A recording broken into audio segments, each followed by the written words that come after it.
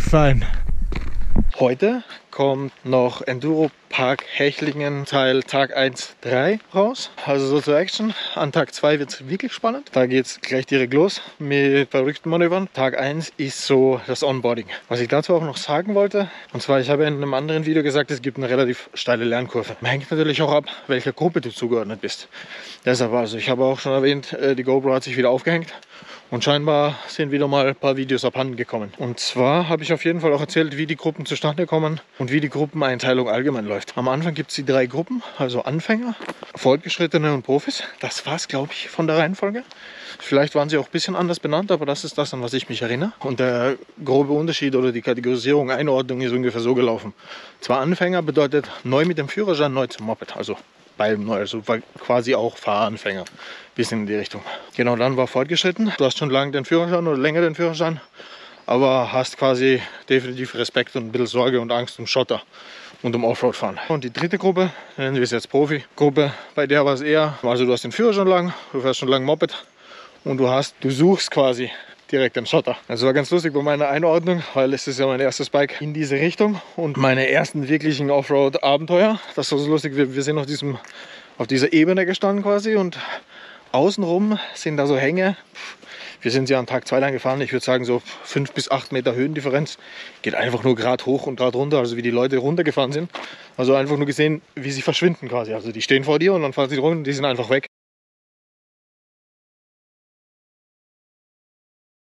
Und ich gehe quasi zu ihm hin und habe mir halt gedacht, okay, Gruppe 1 und Gruppe 2 passt nicht. Und auf jeden Fall suche ich aktiv den Schotter. Und bin ja auch mit meiner Straßenmaschine hier nach Andorra eine ultimative Offroad-Passage gefahren und habe einfach riesen Spaß damit gehabt.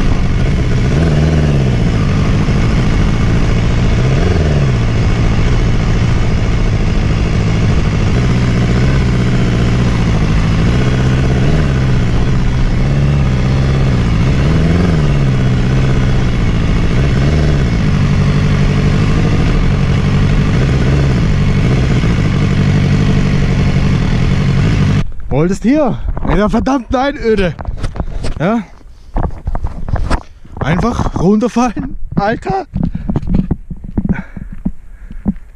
By the way, abgesehen davon, dass der scheiß Weg ultra hardcore ist und da gewisse Autos auch versuchen durchzukommen, scheiße geile Aussicht.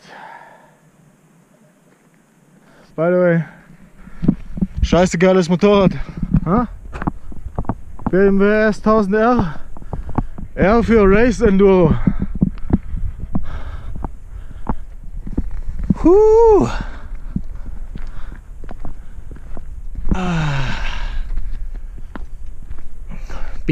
Fein.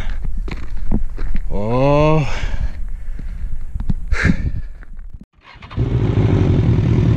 Hier. Hasta pronto. Also geht tut alles auch mit Straßenreifen. Wenn du dir einfach Mühe gibst und aufpasst, dass du nicht aufsitzt. Immer dieses Problem mit der S1000R. Die war schon sehr tief. Und ja, besonders wenn 2 Leute drauf gesessen sind, hast du echt genau wissen müssen, auch so ein Sockel von 8 cm Randstein hast du nicht runterfahren können, wenn du zu zweit drauf gewesen bist, besonders auch mit Taschen. Dann warst du zu tief, wärst aufgesessen. Zurück zum Thema. Also bin ich hingegangen zu ihm. Christian hat unser Coach geheißen, habe gesagt, du Servus, also habe keine Erfahrung Offroad eigentlich, also ist mein erstes Enduro-Bike, bin aber eigentlich schon unterwegs, immer auf der Suche nach Schotter, seitdem ich das Bike habe und mit meiner S1000R eben auch Offroad- und Schotterpassagen gefahren, aber wenn ich den Hügel da hinten sehe, dann sehe ich absolut keinen Grund, wieso ich da hinten hochfahren sollte. Er sagt, du bist genau richtig bei mir. Mega, habe mich riesig amüsiert, habe gesagt, passt. Genau, sie waren auch noch ganz nett und haben natürlich immer gesagt, klar, also wenn du Sorge hast oder wenn du dich unwohl fühlst, kannst du immer in eine andere Gruppe einsteigen. Ja, deshalb auch um mein Statement, die Lernkurve war relativ steil, bisschen zu entschärfen und Leuten da draußen auch keine Angst zu machen.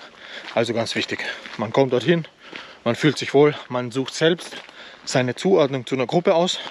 Und je nachdem, was man sich selbst zumutet und was man bereit ist, welches Risiko und welches Erfahrungslevel und welche Lernkurve man da bereit ist einzugehen, sucht man sich was aus. Also mein Statement bezüglich der steilen Lernkurve war hier ausschließlich auf diese Profigruppe adressiert. Und da ist es auch wirklich so gegangen, weil Christian hat uns das auch erklärt, wenn man wirklich nur fahren möchte, ohne dass jetzt jemand quatscht. Also für mich war das ja alles Gold wert Wissen.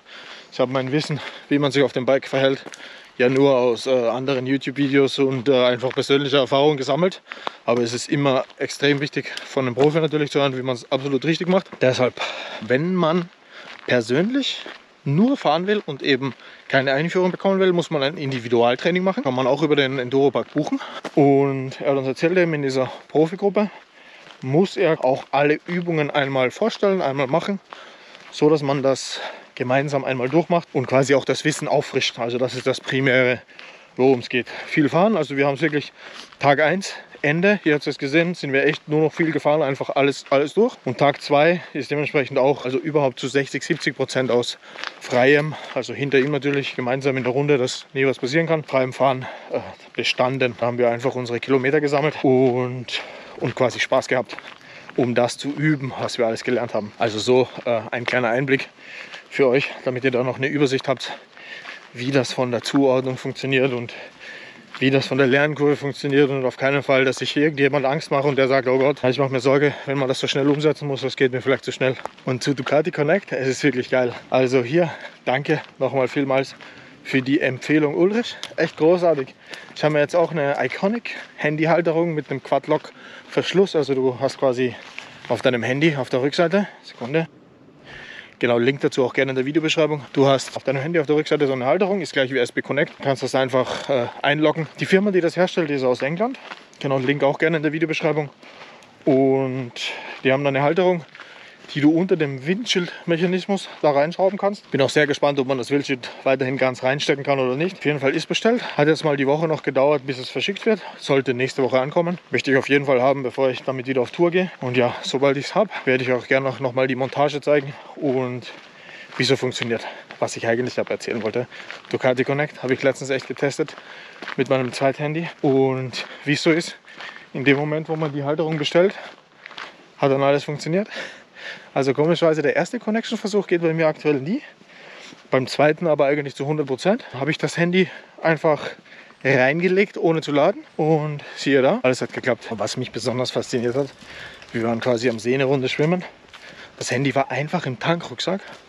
Und beim Losfahren, obwohl es einfach im Tankrucksack gelegen ist, hat es die Connection sogar automatisch wieder aufgebaut. Was echt phänomenal ist. Aber dann innerhalb von 2-3 Minuten ist es abgebrochen. Wahrscheinlich hat im Tankrucksack irgendwas das Handy, ihr wisst schon, berührt, betätigt. Wenn sie das noch irgendwann ganz in den Griff kriegen, dann könnte man sich auf jeden Fall auch so eine Lösung überlegen, wie du bringst das Handy in diesen Modus, legst es auf keinen Fall in den Ducati Ladeslot in die Station rein, weil es viel zu heiß ist. Das wird immer so bleiben. Legst es vielleicht aber in den Tankrucksack, steckst es trotzdem an ein USB-Kabel an, einfach vorne über den Plug, den du hast, und dann läuft es vielleicht. Mal schauen, bin sehr gespannt, wie sich das weiterentwickelt. Habe letzten Dienstag, wie ich bei der Werkstatt war, auch mal nachgefragt, wie es bezüglich meiner Mails aussieht. Ich habe ja auch schon Anfang April mich darüber beschwert, dass das System gar nicht funktioniert und auch noch nie eine Rückmeldung von Ducati bekommen. Deshalb bin ich sehr gespannt, was da noch rauskommt. Ist mittlerweile 3 Monate her. April, Mai, Juni. Ja, hat sich noch niemand gerührt. Muss wirklich auch sagen, also ich persönlich finde das schon schlecht oder echt schwach. Okay, dass eine Rückfrage 2 Wochen dauert. Okay. Dass eine Rückfrage 4 Wochen dauert. Okay. Aber dass man nach 3 Wochen noch immer nichts gehört hat, finde ich echt traurig. Und auch wenn es nur so ein Standardsatz wäre. Guten Tag, lieber Kunde. Wir sind daran, das Problem zu lösen. Es tut uns leid, wir entschuldigen uns für die Umstände. Das wäre eigentlich schon das Mindeste. Und auch wenn es nie jemand jemals gelesen hat, könnte man doch wenigstens pro forma so eine Nachricht rausschicken. Ich persönlich finde es sehr schwach. Schade. Wenn euch das Video gefallen hat und wenn euch allgemein die Videos gefallen, lasst ein Like, ein Abo hier.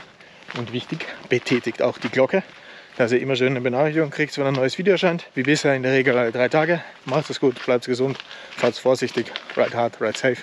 Ciao.